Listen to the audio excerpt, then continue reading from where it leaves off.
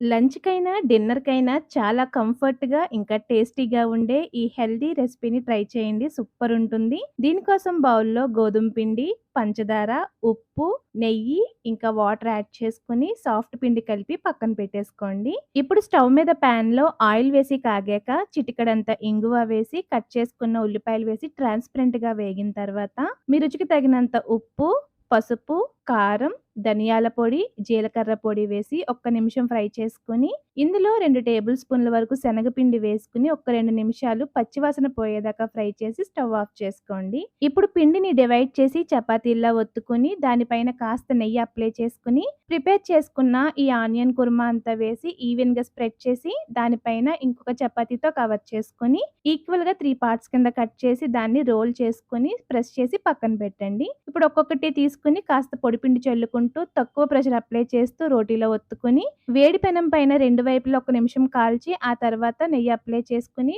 చపాతీని కాల్చుకొని ఏ కర్రీతో అయినా రైతాతో తిన్నా కూడా చాలా బావుంటుంది. ట్రై చేయండి.